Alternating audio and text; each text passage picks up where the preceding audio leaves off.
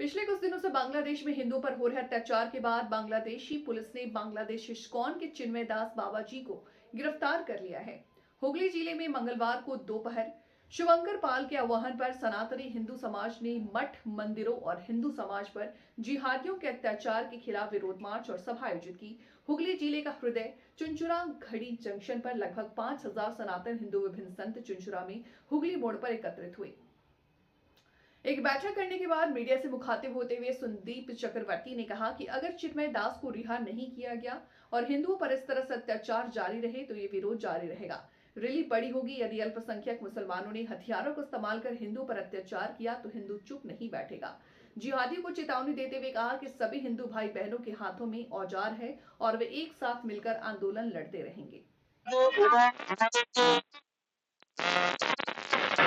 গণের যে প্রভু তাকে চিন্ময় প্রভুকে গ্রেফতারের প্রতিবাদে আমাদের এই মিছিল চলছে।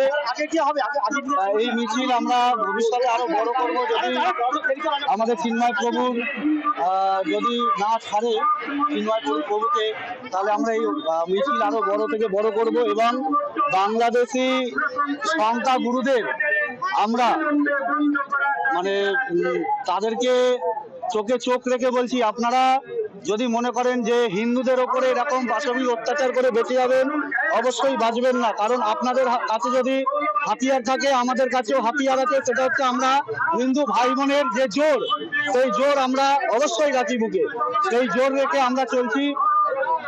আর ভারত দখলের কথা আপনারা ভুলে যান। যদি মনে করেন যে ভারত দখল করতে আসবেন, সেই ভারত দখলের কথা ভুলে যান। কারণ আমাদের ভারতবর্ষে যে সিভিক ভলেন্টিয়ার যারা আছে, তারা যদি দাঁড়িয়ে পড়ে আপনাদের বাংলাদেশকে পুরো ধূলিসাৎ করে দেবে। অতএব সেইগুলো মাথায় রেখে আপনারা কাজ করুন। আপনাদের ধর্মকে, কোনো ধর্মকে আমরা ছোট করছি না, কিন্তু আমাদের ধর্মকে আমরা বাঁচাতে গেলে যতদূর আমাদের এগোনোর দরকার আমরা ততদূর এগোবো। তাতে যারা সামনে পড়বে, যদি প্রয়োজন হয় আমাদেরকে অস্ত্র তুলতে, আমরা সেই অস্ত্র তুলতেও রাজি আছি। আমার নাম সন্দীপ চক্রবর্তী।